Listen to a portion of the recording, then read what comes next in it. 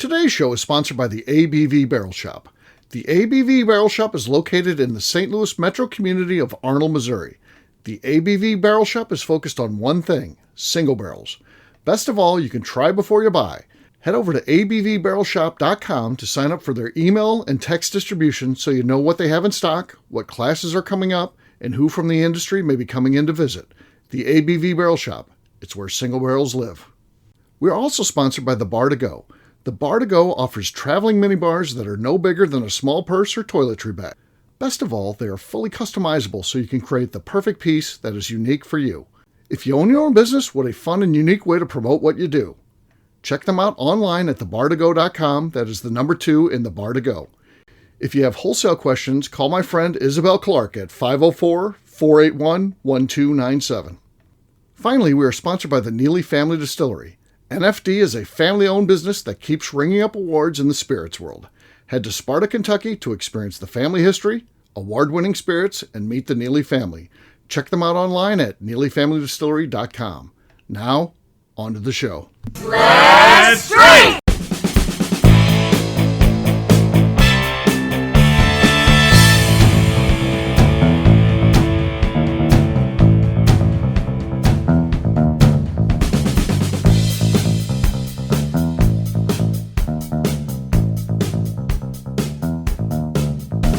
Welcome to the Bourbon Daily, the podcast about everything bourbon delivered every day of the week. Today on the show, we wonder if bourbon is being watered down with the growth of flavored bourbons, finished bourbons, and blends. My name is McNew. Please join me in welcoming my co-host, Steve Akeley, along with our special guests, Kathy Cool, Von Nieters, and Wes Pardon. Hey, gang, what's up? Yo. Ciao. Hey-oh, so yeah, we're going to be talking today. Is bourbon being watered down, with flavorings, finishes, and blends? Wes kind of brought this up on another show we did recently, where he was talking about, why do we have to do, a finish with a limited edition release? Why can't we just do the regular bourbon? That kind of stuff's happened now. The expectation is something special needs to be finished in some way. You gotta do something. So we're going to talk about that. Is just regular bourbon, a well-aged bourbon, is that slowly becoming a thing of the past? We'll get to that after the break. For right now, though, Kathy said there's something she wanted to talk about. What is that, Kathy? I want to pose a scenario. Okay. You can no longer drink American whiskey. Okay. You have to, if you want whiskey, you can choose not to drink whiskey ever again. All right. Or you can get your whiskey from other countries. Which country, or do you stop drinking whiskey? So let me clarify. Yeah. Do you have the option to only drink whiskey from another country and you can't drink anything else, or do you have the option to drink only one other? Like, what are the parameters here? Do I have here are the parameters. You have to choose beer or whiskey from another country? No. If I choose Scotland, that's it. I only get Scotland? Right. If you choose Scotch, you can only have Scottish whiskey. Okay, I got you. So I know my answer. Yeah. Okay. Go ahead, Wes. So if I'm going to stay in the whiskey world, I'm going to go to Canadian whiskey. Yeah, me too. Yeah. If I choose and that's just all of it. Most of it's bad, but again, it's like American whiskey. You gotta find the diamonds in the rough, right? That's right. If I'm going to not go whiskey, I'll drink wine. Okay. Huh. That's weird. Only to Steve. I don't know. Wine's never good enough for me. It's, that's never would be my drink of choice. I would go to Canada and get, the Alberta premiums of the world. There's good Canadian whiskey. There's way more bad than good. I get that. I'm not in general a Canadian whiskey fan, but there's enough familiarity there, and the good ones, that's where I would go. I like Canadian whiskey, actually. Really? Not what all about the stuff of it, that's not even? obviously. Yeah. Crown Royal. Don't Canadians distill each grain individually and then blend it? Mostly, yes. Not necessarily everything, but yes. It's not law. As a rule, yes. But there are exceptions to the rule as well. There are some that are made almost like a bourbon, but they can't, of course, be called bourbon. But yes, yeah. Okay. Mm-hmm. I'm going Canadian too. Okay. I want the Crown Royal and the little peach and the ornaments on my Christmas tree. Sure. What's the latest one? Blackberry? Oh. Is that it? I got a call about that yesterday. McNew knows. Crown Apple mixed with like a diet or a regular 7-Up in the summer is money. Actually, Money. I'm telling See, you. I'm surprised you would, That's you embarrassing. would let that I don't care. go out That's on embarrassing. the waves, the radio waves where the aliens might is hear a it. pool or a beach drink? It's money in the summer. I'm telling you. Oh God. it does have its merits in some circles. It's Crown Apple and Diet Coke? no, I like it with Sprite. Oh, Sprite, like it's- Sprite with Zero, Sprite, it's fine. Diet Sprite, yeah. Diet This is 7-Up. drinking wine koozies and goddamn apple shit, apple White Claws. yeah, White Claws. Apple shit. Apple Snapple. Damn, what the hell's happening?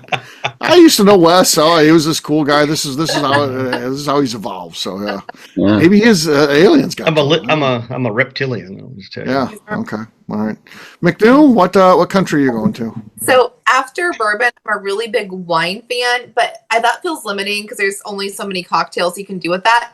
I don't want to drink Canadian whiskey. I don't like Scotch. I only like Irish whiskey on St. Patrick's Day. I'm easily going to go into tequila and mezcal. That's going to be my new jam. I'm going to be a tequila girl. No. Crossing the border, guys. Sad. Tequila got me. Sad. So no whiskey ever again. No whiskey. You can't have whiskey. What? I'm going to be a mezcal girl. Sorry. Mezcal.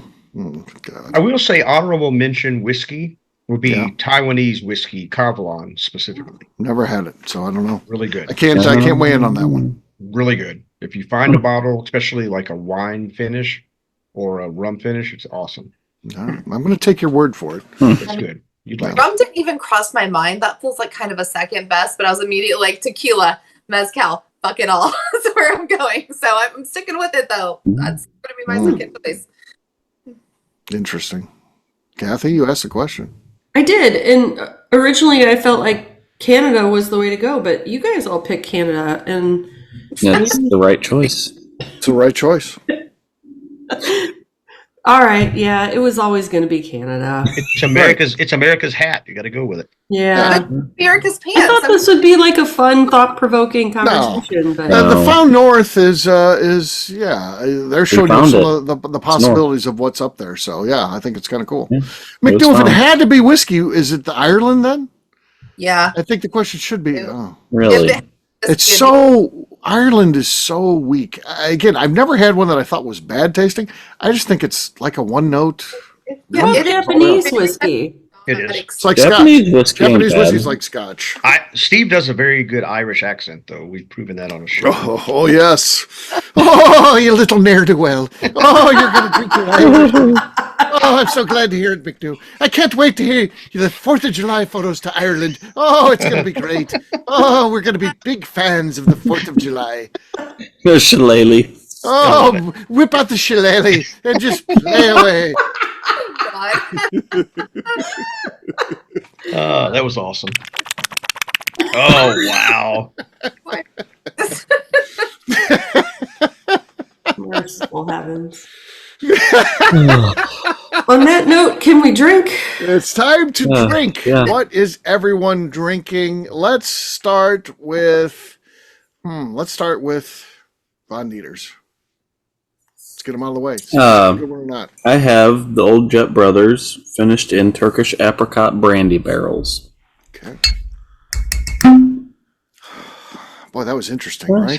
That sounded fancy. A lot of squeak. It was a good pop. A lot of squeak, though. Like I feel like spring sound, like a boing. yeah. Turkish apricot brandy barrels. Boing. Yeah. That's what the sound it made when I Metal on opened it. glass too. So Boing. boing, boing. So yeah. All right. Might not have We been may the first isolate that sound, and that'll be used in place of a boner sound then. In place of shillelagh. Boing. When you say shillelagh, you go boing. Yeah. I gotta get a soundboard in here, and then I'll have That'll that work. ready to go. With Sounds it. great. That's all we need. Sound effects. So you're gonna have to insert that. Yeah, that'll be good. That'll be nice. great. All You right. got to do that. Yeah, I think I will. I'll go next. I've got Boxing Bear number 1, the famous reading chair. Oh, This one's been label. through. Look at this. It's been. Great Look at label. that. Wow. Yeah, it's Oh, been yeah. through the ringer. I'll tell you. Wow. Boxing Bear number 1. Here we go. Not much left of life in that thing. It's getting low. So no, nothing going on there. All right. Next up is McNew. I have an Elijah Craig toasted barrel. Oh, Ooh. That was nice. Clean, stuck the landing. I still think Von Nieters had a better one. But Just louder. I disagree, but that's fine. disagree. Okay, Oh, you no, gotta, no. Yeah, well, gotta live with what the judge says. right. There. If I would have thrown it to a judge, you could have weighed in, but I didn't. So, yeah. All right, Wes, you're next. Von Nieters has the lead. yeah. I think with the wine comments, I'm going to have to get my man card back. I'm going with the Old Forester King Ranch. Okay. It's a little manly in there. It's not much left, so the cork pop's going to be shit. Here we go. There you go. There's nothing. Yeah, nothing That's there. very Swiat of you. Yeah, that was Yeah, very very, sweet. very Swedish. Yeah. All right, last but not least is Kathy. We're talking finishes. I'm going to open my Dark Arts that is straight rye whiskey finished in maple syrup barrels. Don't expect anything. More desk than cork pop there, so yeah. So Von Nieters wins. Cheers, gang. Cheers. Cheers. Cheers. Cheers. All right, we'll take a quick break, and then when we come back, we're going to be talking about, is bourbon being watered down with all these finishes, all these flavored whiskeys, all these blends? We'll do that in just a few.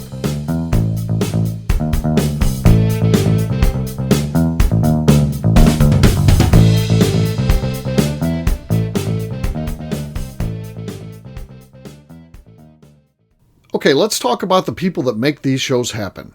First up is the Stave and Thief Society. Via their in-person class at Moonshine University in Louisville, Kentucky, the Stave and Thief Society is the place where you, a bourbon enthusiast, can expand your knowledge and emerge an executive bourbon steward. In 2017, I completed my executive bourbon steward certification. It's the most comprehensive bourbon certification available and connects you with an expansive network of bourbon enthusiasts and professionals. Check out the full listing of in-person and online certifications and join the society today by enrolling at staveandthief.com. Speaking of Executive Bourbon Steward certification, the ABV Barrel Shop in St. Louis, Missouri has developed a unique partnership with the Stave and Thief Society to offer a preparatory class to assist you in getting your Executive Bourbon Steward certification. This prep class costs only $25 and is available to take live or online via Zoom. Graduates of our class receive a coupon code good for 15% off your Executive Bourbon Steward certification held in Louisville, Kentucky. This saves you almost $90. Additionally, you can collaborate with fellow attendees to split travel costs when you go to Louisville. If you're interested in signing up for the class, simply head over to abvbarrelshop.com and check out the classes and events page. Last but not least, we are sponsored by Neely Family Distillery. Royce Neely is the 11th generation distiller in one of America's oldest distilling families.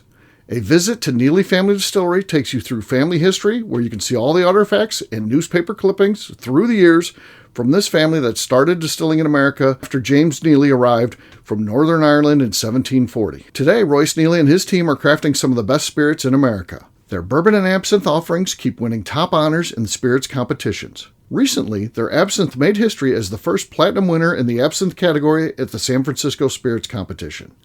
Neely Family Distillery is definitely a bucket list destination if you are a bourbon fan. Learn more about their spirit offerings, visiting their facility, and the awards they have collected over at NeelyFamilyDistillery.com. And now, back to the show.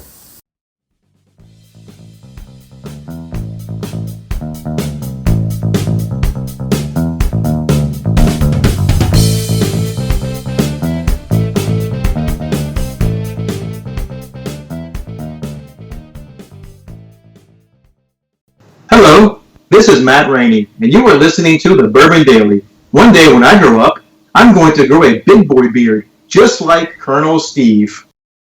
Welcome back to the Bourbon Daily. Today we're discussing if finishings and flavorings are watering down bourbon. Yes, we are. So, what do you guys think? Is this kind of a bad thing? Because they're so prevalent these days. Are these things kind of watering down what is just drinking regular bourbon? I'll be the first to defend it, where I think everything has a time and a place, right? So if I'm like, yes, I want a real bourbon, I want to try a new bourbon, I'm obviously not going to get something flavored or something finished. But if I'm like, you know what, I want something weird today, they're there. I have options. I have 100 options. And I think it's fun. I think it's fine. And I also think it's a good introduction to people who are maybe new to bourbon, who are like, I don't know if I like it. introducing them to something finished in a wine cask. If it's a wine drinker, a very nice introduction. If it's flavored, like, hey, I like apple, it's the fall, like here's an apple flavored thing, they're going to enjoy it more than if I gave them a 120 proof single barrel. So I think a know your audience situation, yes, us on the show, probably not into it, but I think there's a market for it, and I don't think they're bad products. Okay. Yeah. I don't think I could have said it better myself. I'm with McNew. I think keep the variety out there because everybody's in their own stage of exploring bourbon. So the fact that I have a lot of finished bourbons or whiskeys in my collection, right? Is that like a sign of a? Would you think that's a sign of a weak palate? No, I like things. I think the finished things are fun. Like, and sometimes I even prefer them. Like if it says like it's cognac finished or like a port wine cask finish, I really like those. I think those are so enjoyable. I have a lot of those too. I would say it's the opposite of having like a beginner's palate. I would say you have an advanced palate and that you are able to taste all these different things, and the fact that you own these different things means that you like each individual one, and that you can seek out each individual one depending on what mood you're in and what you want to taste at that time. And you know what you like what you like. So if you're like, oh, I have 20 of these and they're all the same cask finish, good. That's what you like, and that's fine. Yeah. Right. So my concern, go real ahead. quick, is shelf space for one. Mm-hmm. Everybody's finishing everything, and if I want to go in and just get a really good bourbon, is there enough shelf space? Right. That I want that to be available. Well, but if not, you can just go with something even better. Floor bourbon. It's great. I have a lot of floor bourbon these days. It's great. Just to put it in a little bit different world that's adjacent, coffee. Coffee's pretty clean, right? I mean, if you like, your coffee, black coffee, you're able to experience a lot of different styles and that. But if you're really into the creams and the sugars and the things that flavor up that coffee, and again, those are pretty popular. And you go to a Starbucks, they're probably selling way more of things with flavorings and different things than just someone goes in there for a cup of black coffee. So, does that change what coffee is? Yeah, I think so. Is that going to impact in the long term what bourbon is? Maybe. Maybe we're going to get, maybe 10 years from now, it'll be 90% of every bourbon offering is going to be some sort of finish or flavoring or, something. So do you think it's a fad and that it will move along when we don't have the capacity to have all these non-distiller producers out there? When we go back to, because we've discussed that earlier, that we kind of feel like if there's going to be a glut of bourbon in the industry, what's going to go out first? It's going to be the NDPs. And what do NDPs do? They finish. Sure. They got to add value. So they're the ones that will probably fall out of the market first. And then we'll move back to a more pure bourbon. They might be the first to fall out, but the big guys are going to still keep doing what they're doing. Right. Yeah. I don't know. I think it's definitely something to watch. That's for sure. I don't know that there's anything we can do about it. What were the categories? Flavoring, finishing, and blending? Yeah. Yeah. There's certainly a lot of blends these days. So to me, like, I'm a one. So if we're talking blending of whiskeys, yes, bourbon, American whiskey, malt, rye, rice whiskey. If we're talking about a straight whiskey and we're blending, do it all day long. It's been around forever. It's at the heartbeat of American whiskey. If we're talking about blending a portion with grain neutral spirits, get the fuck out. I don't want anything to do with that. We don't need to do that anymore. That I'm absolutely 100% out on. I know there's a market for it for people that have been drinking it for years. It's super cheap. It's whatever. That's fine. But to me, that's just something off to the side. So right. Blending is the way. Blending, you have to have blending. It's just the way everything can't be a straight whiskey, a straight single barrel. Like you got to have some blending in there for flavor profiles and everything else. The finishing, I like the finishing. I am a proponent. I didn't really used to be, but I've grown into it's your money, spend it on what you want, drink what you want. Who am I to judge? Type of thing. However, on the finishing part of it, as long as the finishing is happening because someone's trying to create a unique product, as opposed to trying to cover up a bad flavor profile on a whiskey, then I'm in. What I have a feeling happens a lot of times is some of these and I'm not picking on the NDPs, but a lot of these upstart NDPs, when they start out, a lot of those guys don't have a big cash flow, and they're buying whatever barrels they can get for a price range they can afford. And the reality of it is distilleries are not selling their best stock for the cheapest value to the smallest guy. They're just not. So I think if any of us believe that there's all finished bourbon out there is made and originated with the greatest bourbon stock or the greatest rye stock, and they're just putting a flavor, they're putting a finish on it to enhance it or make it unique. Yes, there's plenty of cases of that, but there's also plenty of cases of we ran into a batch that's just bad, and instead of throwing it out, let's see what it tastes like after we soak it in a orange curacao barrel or a rum barrel or a whatever barrel. So if they're doing it for the right reason, I'm all for it. I like some of them I don't. It's just a flavor preference. Flavoring, no, absolutely not. Flavoring, I want nothing to do with flavoring. I don't want anything to do with any kind of, I want nature to take its course. And if it's bourbon, it needs to always be bourbon or American whiskey or rye or single malt. And then if it goes into a secondary barrel for a specific finish, so be it. If it gets blended, so be it.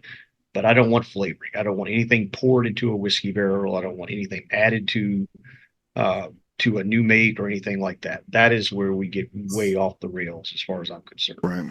Yeah. What do you think about, but over time, I mean, if we roll back the clock 10 years ago, and how many on the shelf are flavored, finished, or blends, it's going to be very small. You're going to have some of the flavored stuff. I get it. There's Beam had their Stag, and all there's some flavored ones out there. Finishes, not really. That it started with Angel's Envy, really, and blends. Not really a thing. Blends have kind of gone away. I guess there's probably some out there. But now you look today, what do you think on the whiskey shelves today? What percentage falls in flavored, finished, or blends? I would say that if you take flavored, I have no idea how many are flavored. They're all bottom shelf. But they do take shelf space. They do take shelf space. Yeah, I think if you got their own damn shelf at this point. Yeah, if you take the finished and blended and put it into one category that's not straight whiskeys, basically, it's probably 50% of what's out there. I think so too. And it feels like it's growing. I mean, it feels like more and more. So what is going to be American whiskey and bourbon 10 years from now? We see where we've come in the last 10 years. Is that going to be down to 25% in 10 more years? Maybe less than that. So to me, if the market starts dropping, I feel like the first thing that producers are going to do is take out complexity. And when you take out complexity, flavoring is one of the first, or finishing is one of the first things. Why go buy a bunch of other spirit barrels and take the extra time and sit on the cash to have it soak in that barrel for 6 months, 8 months, 8 weeks, a year, or whatever the time frame is. You say that, but what about the people that are buying it? Right, that's the point. You say that, Wes. Where are those dollars that are left being spent? Or if they're all being spent on finished stuff, and that drop is 100% just on regular bourbon, I think you're going to see more finishes. Then it'll be like we just got to get more creative. What's setting on shelves and what's selling are two different things, right? Mm-hmm.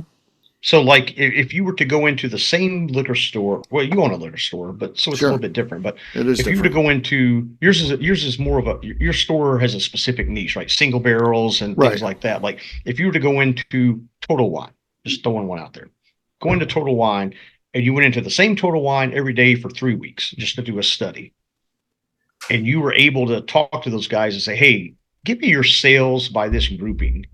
I don't know what it's going to be. You're going to find out one of two things: that 70% of their sales may be in non-blended, non-finished whiskeys.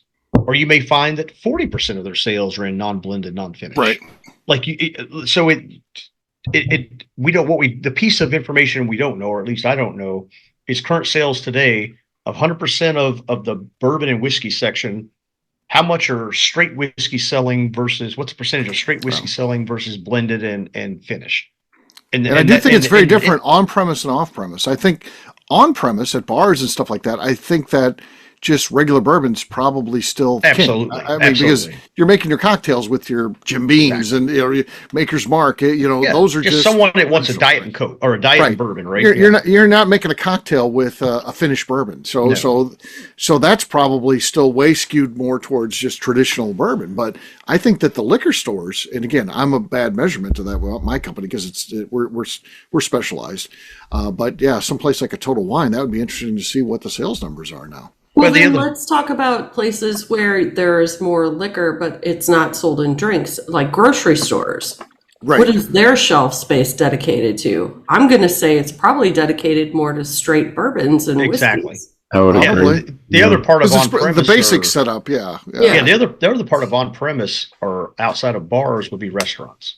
Mm-hmm. So what's on the back bar, right? The back bar predominantly, if it's a small back bar, then you've got Jack Daniels, Jim Beam, Wild Turkey, Maker's Mark, maybe a Woodford, maybe an Angel's Envy if they get really fancy, something like that. If it's a nice back bar, then you expand into. There's a couple of oddball. There's a Blanton's. There's a couple oddball Buffalo Trace items. You may get something from Heaven Hill, Taylor or something like that. But those are 99% outside of maybe Angel's Envy. 99% of those are just all the whiskey category. You're not getting a lot of finish, especially finishes. Blends, maybe you get like a Bardstown Bourbon Company, you get something like that. But for the most part, it's all straight whiskey. So you get into restaurant chains and things like that. That's where cruise ships, like you get, clubs, all these things that are on premise other than just like whiskey bars or just bars in general. They're all heavy lean into straight whiskeys. The liquor stores are pretty much, or distilleries where you see all the finished stuff. Mm-hmm. Yeah. I have a different perspective because I live in like an Indianapolis suburb, but we're still kind of rural, small town. And you will not believe how much these basic bitches like a flavored whiskey. Like it is like, if it's caramel or apple or whatever, they will buy cases at the local liquor store. Like they cannot keep them in stock because they're like these aren't even people that like whiskey. They just like flavors. And they will sell these out as soon as they come in. Right. And I think this is weird to this area. And like, I don't think you see it in St. Louis or Louisville, but I see it here. Because it's like rural where they're just like, oh, it's caramel. That'll be nice by a bonfire. And it goes. Like, it is crazy. Yeah, to answer kind of more of the original question as if it's being watered down by all these things, I don't think it's necessarily being watered down. I think it's just where the market's at right now. I think this is where we're at. Everybody's wanting to experiment with new flavors, new finishes, different flavored stuff, because that seems to be the trend right now with people drinking flavored stuff. Not saying that this is the group for that, but there is a select group out there that is seeking that stuff out. In 10 years, when the basic population has doubled in size, is the flavored whiskey offerings going to be double in size? But are we also going to double in size, the people that aren't interested in the flavored stuff? I don't know. I feel like the basic people are outpacing. They really do outnumber us sometimes. But maybe number wise, but I think the true bourbon people are growing as well. So I think McNew is a great case study for this.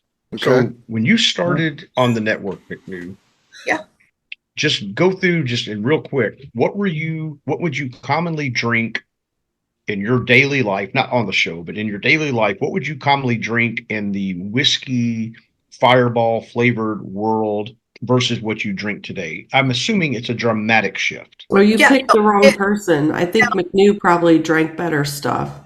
No, so Wes has a point though, because where I was when I started, I lived in a little small town, and even restaurants, the best I could get was Maker's Mark. So when I went to a restaurant, I was like double Makers on the rocks. That's what I'd order all the time. It's still a go-to order. I like that. Unless I'm at a concert, then it's Jack and Coke because nobody can fuck that up.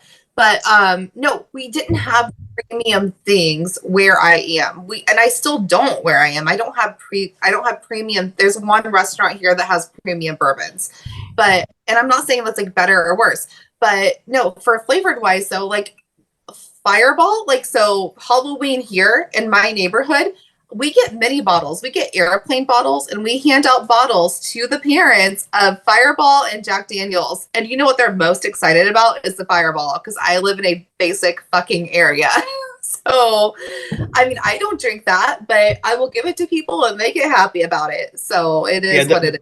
Right. The point behind the question was 10 years from now, are the people, and so for the most part, there are some, but there's not a lot of 40 and 50-year-olds on a daily basis that go and pour a half a glass after work of Fireball or a flavored whiskey or something. It's something, but when you go to a bar or you go to a party or a college party or a tailgate or something, the 20-year-olds and even the early 30-year-olds, they're popping shots, they're popping flavored whiskey, they're mixing all that stuff.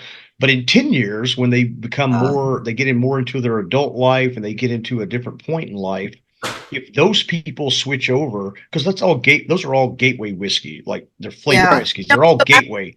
Those guys was my gateway. Right. If they transition into more of a whiskey drinker and maybe a whiskey enthusiast, they're going to push all that shit to the back burner, and they're going to. Does that happen?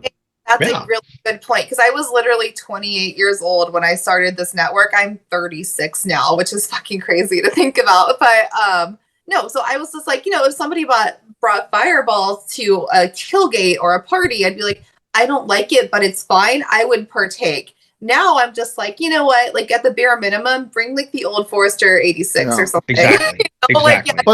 But I do think it's different now. I do think that there was this transition from flavored whiskey to bourbon back in the day. I do think that happened because you'd explore through cocktails typically, and it's like, oh, I like that. Well, then let's try it by itself. I think that's kind of was the progression. These days, if you're transitioning from flavored whiskey to barrel finished stuff, do you then explore regular bourbon? I think your path is, I like finished bourbons. I don't think you go to.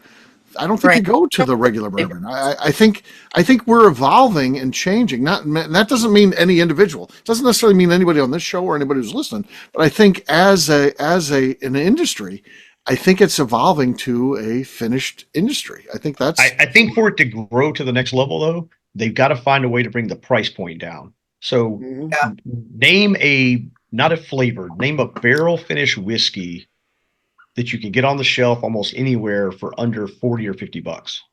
You can't name one. Water Tower or private label. Never heard of it. Well, you got to come by the ABV Barrel Shop. Yeah, but there's not one of those in every city and state, right? Well, they don't need it. You just come by the ABV Barrel Shop. Bring a truck. I got it.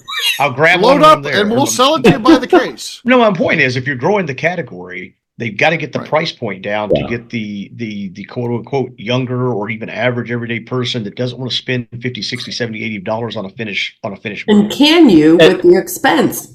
Exactly. I think that's got to happen across the board. I think we're going to see a price drop across the board. Yeah. As we talked about this, you are, but we talk about the glut. It's going to happen. Yeah, you are, but I think part of that's going to be, as long as finished, it can't grow and get to that price point as long as people think it is a luxury item. It's a special allocation item.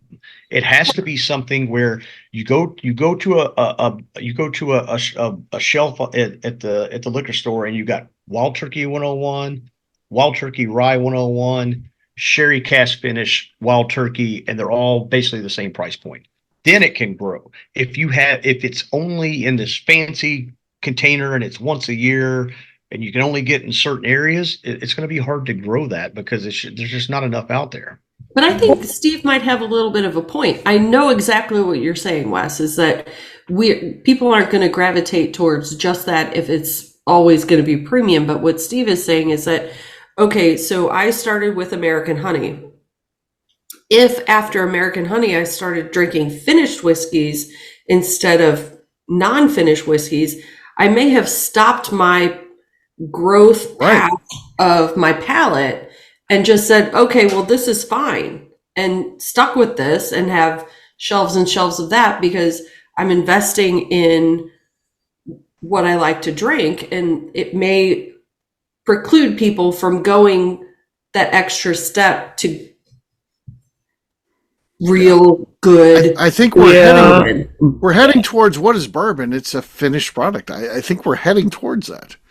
It's not going to happen overnight. It's not going to happen in 10 years. If you get somebody that wants to keep progressing, they're going to want to try everything. Yeah. It's obviously going to take a certain individual. It's not going to be everyone, but I think you ask people, are you a purist, or do you want something finished? Like, right. And people at this point, like, I'm in my mid-30s, I expect the people I'm hanging out with to know what they like at this point in our lives. Like, you should know what you like.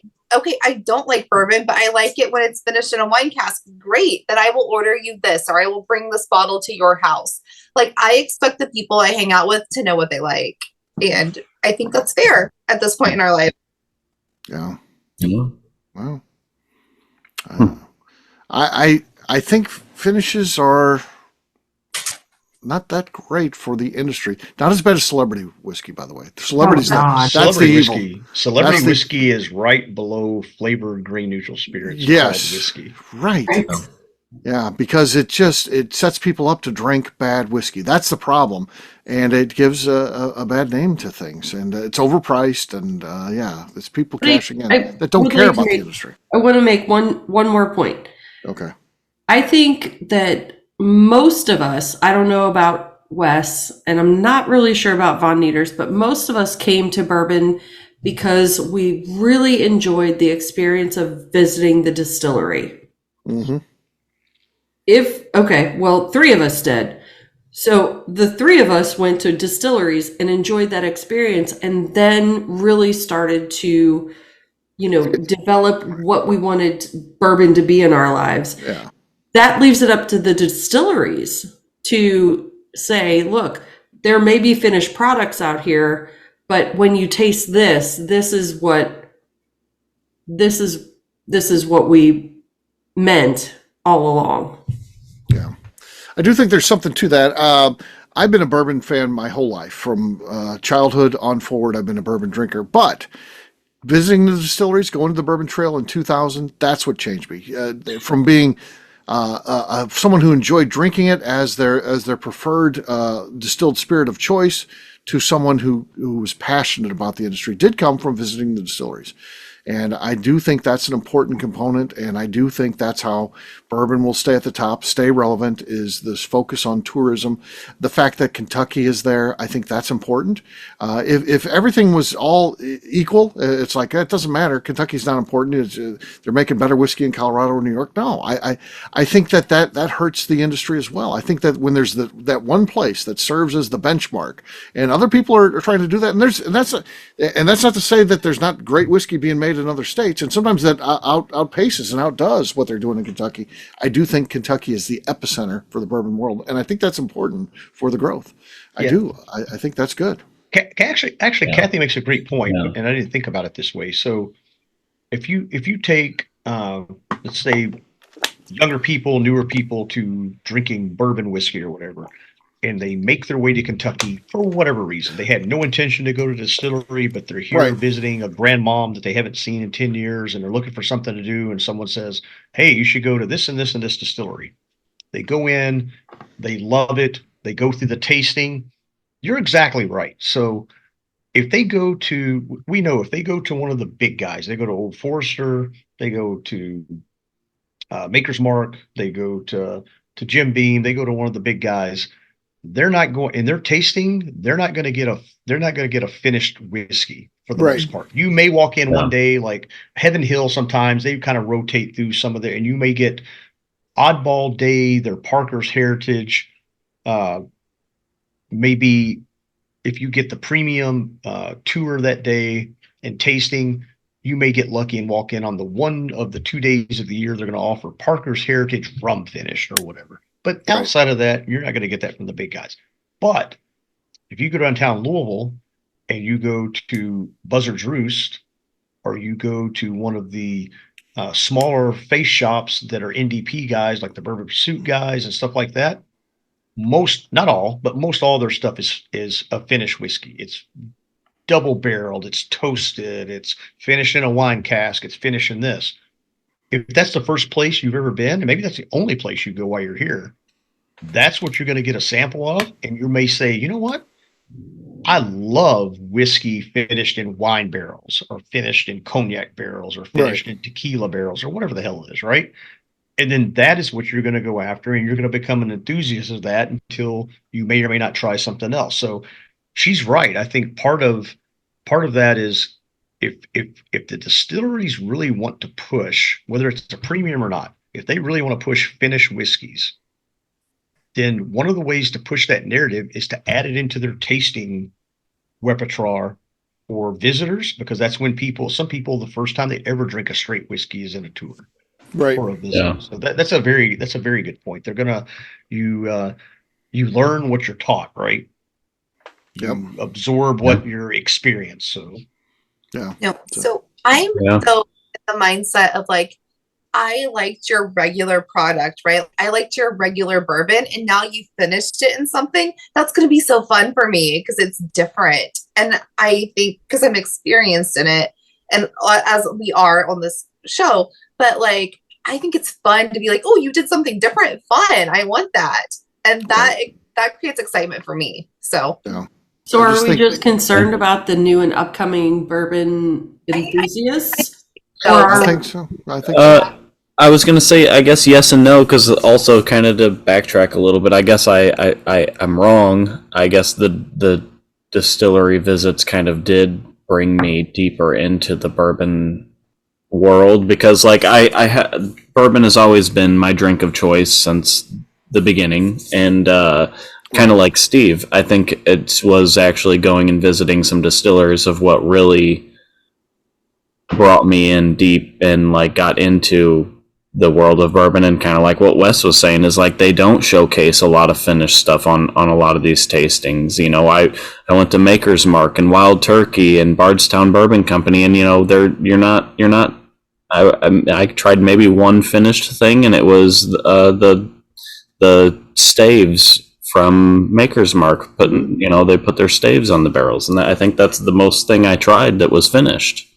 So yeah, it's interesting. I do think we're at an interesting time in the world of bourbon, and it'll be fun to see where it goes from here. It doesn't have to change anybody personally, but I think the industry, is going to skew more and more towards innovation that includes different finishes, and I would just like to see it get away from, okay, someone comes up with an amber on a finish, then everyone has to have amber on a finish. And then someone comes up with Tokai finish, everyone has to have a Tokai finish. Let's have everyone try different finishes, and not just one person do it and then everyone copies off of them. I think that's a challenge for the aliens. Yeah, we don't need to have 40 of anything. It's creative. Right. So there you go. They didn't make it there. Yeah, so... Well, we'll wrap this one up as we always do by talking about where people can find us. Von Nieters, we'll start with you. Where can people find you? You can find me on Instagram at Von Nieters. Kathy?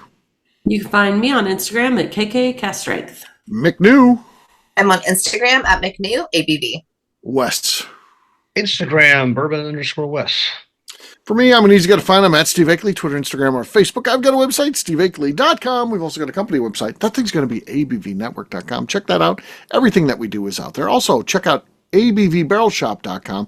That's where we're going to find out about the ABV Barrel Shop. We've got a classes and events page. That's one worth seeing because we put all of our events out there, and there's always something cool happening. So abvbarrelshop.com is the place to go for all of that information. McNew, anything else to say before we get out of here? I'd like to remind the audience to please give us a 5-star review. That includes comments. It helps new people find the show, which is very important to us. And if you like what we're doing, we ask that you please visit our Patreon page at patreon.com/the ABV Network. Great job today, gang. Finance, we'll have a brand new show for you tomorrow. Looking forward to that. Until then, take care, everybody. See ya! Bye. Bye. Adios, amigos.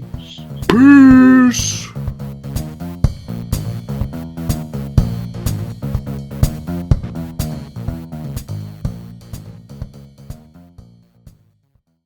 Before we let you go, let's talk about one last thing. The ABV Barrel Shop in the St. Louis community of Arnold, Missouri. The ABV Barrel Shop is focused on a couple of things. First of all, single barrels.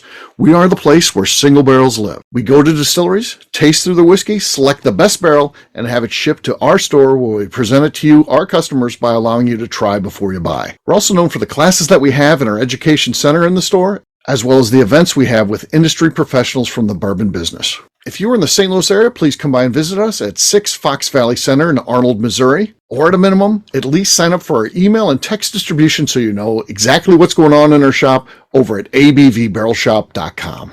This is Steve Akeley, owner of the ABV Network, signing off. We thank you for listening to our programming and truly appreciate your support. The Bourbon Daily is part of the ABV Network. For more information or to become a sponsor, please visit abvnetwork.com. Thanks for listening and cheers. This has been a Steve Akeley production.